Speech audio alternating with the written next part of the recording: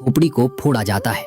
ये देखना किसी भी मनुष्य के लिए अत्यंत कष्टकारी होता है, परंतु गरुड़ पुराण के अनुसार ये आत्मा की पूर्ण मुक्ति के लिए सबसे अनिवार्य चरण है।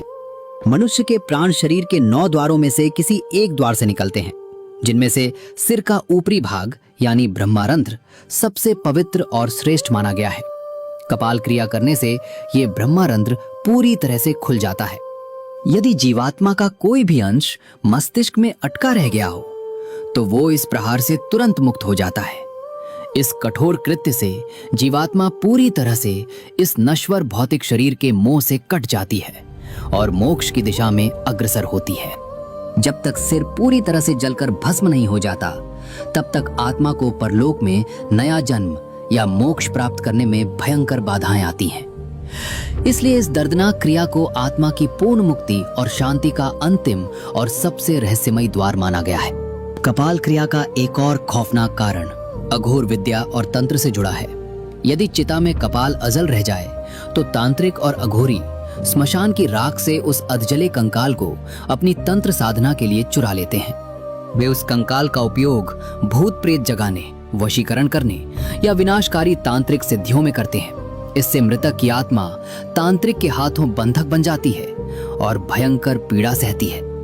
आत्मा को ऐसे भयंकर तांत्रिक दुरुपयोग से हमेशा के लिए बचाने के लिए ही कपाल को डंडे से पूरी तरह नष्ट कर दिया जाता है, ताकि कोई भी बुरी शक्ति उस मस्तिष्क की हड्डियों का अनुचित लाभ न उठा सके। वैज्ञानिक दृष्टिकोण से भी इस क्रिया का अपना एक विशेष महत्व है। मनुष्य की खोपड़ी की हड्डी शरीर का सबसे कठोर और मजबूत हिस्सा होती है, जिसे चिता की सामान्य अग्नि में पूरी तरह भस्म होने में बहुत अधिक समय लगता है। खोपड़ी के भीतर अग्नि का दबाव बढ़ने से वो एक भयानक आवाज के साथ अनियंत्रित होकर फट भी सकती है। इसलिए उसे पहले ही डंडे से तोड़कर अग्नि को मस्तिष्क के भीतर तक पहुंचने का मार्ग दे दिया जाता है, ताकि शव पूर्ण रूप से पंच तत्व में विलीन हो सके। अंतिम संस्कार पूर्ण होने के पश्चात जब परिजन श्मशान से वापस लौटते हैं तो गरुड़ पुराण में एक बहुत ही सख्त और रहस्यमय नियम बताया गया है। इस नियम के अनुसार श्मशान से लौटते समय किसी भी व्यक्ति को भूलकर भी पीछे मुड़कर नहीं देखना चाहिए।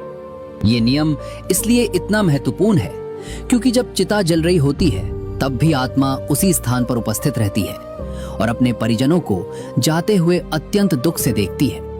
यदि परिजन मोहवश पीछे मुड़कर देखते हैं तो आत्मा का मोह कभी भंग नहीं हो पाता। परिजनों की उस करुण दृष्टि से बंधकर आत्मा पुनः उनके पीछे पीछे घर की ओर लौट आती है और प्रेत योनि में भटकने लगती है। पीछे न मुड़कर देखने से आत्मा को ये कठोर परंतु सत्य संदेश मिलता है कि अब उसका इस संसार और इस परिवार से कोई लौकिक नाता नहीं रहा। ये निर्मम कृत्य आत्मा को सांसारिक मोह त्याग कर अपनी आगे की रहस्यमयी परलोक यात्रा के लिए विवश करता है। इसलिए पीछे मुड़कर देखना न केवल अशुभ है, बल्कि ये मृतक की परलौकिक शांति में सबसे बड़ी बाधा है। शमशान से घर लौटने के पश्चात घर में सीधे प्रवेश नहीं किया जाता। घर के द्वार पर नीम की कड़वी पत्तियां या तीखी मिर्च दांतों से चबाकर थूक दी जाती है और हाथ पैरों को शुद्ध जल से धोया जाता है। इसके पश्चात लोहा, जल, अग्नि और पत्थर का स्पर्श करके ही घर के भीतर कदम रखा जाता है। ये क्रिया मृत्यु के शोक की कड़वाहट को त्यागने, भावनाओं को पत्थर के समान मजबूत करने और शमशान की नकारात्मक ऊर्जा को घर के बाहर ही नष्ट कर देने का प्रतीक है। शवदाह करने वाले मुख्य व्यक्ति को कुछ दिनों तक शमशान और अन्य अपवित्र स्थानों से दूर रहना चाहिए, क्योंकि चिता की अग्नि देने वाले व्यक्ति का शरीर अत्यंत संवेदनशील हो जाता है और अनिष्ट शक्तियां उसे बहुत ही सरलता से अपना शिकार बना सकती हैं। शास्त्रों के अनुसार अस्थियों का संचयन मृत्यु के तीसरे या चौथे दिन किया जाना चाहिए। चिता की अग्नि से अस्थियों में आकाश और तेज तत्व की ऊर्जा समाहित हो जाती है, जो मृत आत्मा को कुछ दिनों तक सुरक्षा कवच प्रदान करती है। परंतु समय बीतने के साथ ही ऊर्जा क्षीण होने लगती है और अनिष्ट शक्तियां उन अस्थियों पर अपना अधिकार जमा सकती हैं। इसलिए अस्थियों को समय पर एकत्र करके पवित्र गंगा या अन्य नदियों में प्रवाहित कर देना चाहिए।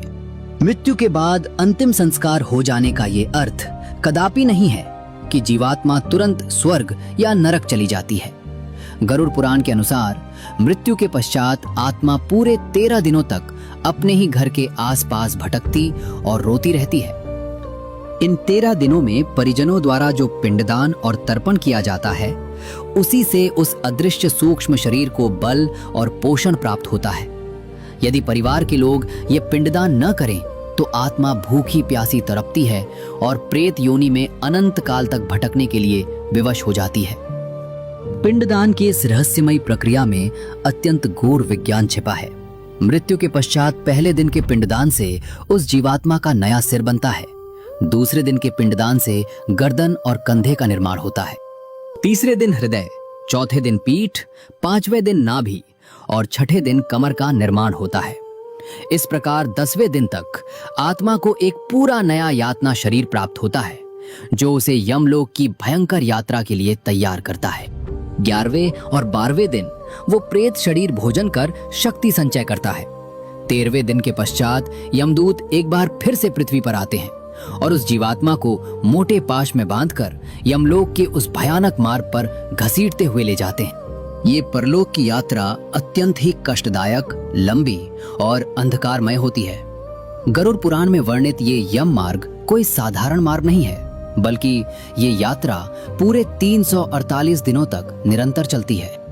इस पूरे 1 वर्ष की यात्रा में जीवात्मा को न तो पीने के लिए एक बूंद जल मिलता है और न ही विश्राम करने के लिए कहीं छाया नसीब होती है। उसे केवल वही भोजन प्राप्त होता है जो उसके परिजन पृथ्वी पर उसके निमित्त मासिक श्राद्ध में देते हैं। आत्मा को यमलोक के मुख्य द्वार तक पहुंचने के लिए पूरे 16 भयानक नगरों को पैदल पार करना पड़ता है। इन नगरों के नाम सौम्यपुर, शौरीपुर, नागेंद्र भवन, गंधर्वपुर, क्रौंचपुर, क्रूरपुर, विचित्र भवन, बहवापद, दुखद, नानाक्रंदपुर, सुतप्त भवन, रौद्रपुर, पयोवर्षण, शीताढ्य और बहुभीति हैं। इन 16 नगरों में से प्रत्येक नगर में आत्मा को उसके पापों के अनुसार अलग अलग प्रकार की भयंकर यातनाएं झेलनी पड़ती हैं। पहले नगर सौम्यपुर में आत्मा को क्षण भर का विश्राम मिलता है, जहां वो अपने परिवार और सुखों को याद करके फूट फूट कर रोती है। परंतु यमदूत उसे कोड़े मारते हुए कहते हैं कि तेरा धन, तेरी पत्नी और तेरे मित्र अब कहां गए? अब तुझे अपने कर्मों का फल अकेले ही भोगना होगा। इसके बाद क्रूरपुर में उसे खूंखार कुत्तों और जंगली जानवरों का सामना करना पड़ता है। कहीं आत्मा को भयंकर शीत का सामना करना पड़ता है, तो सुतप्त भवन जैसे नगरों में धरती इतनी गर्म होती है कि उसके पैर जलने लगते हैं। पयोवर्षण नगर में आकाश से आग और नुकीले पत्थरों की वर्षा होती है, जिससे आत्मा लहूलुहान हो जाती है। इस भयावह मार्ग के ठीक बीच में एक अत्यंत ही खौफनाक और विशाल नदी बहती है, जिसे वैतरणी नदी कहा जाता है।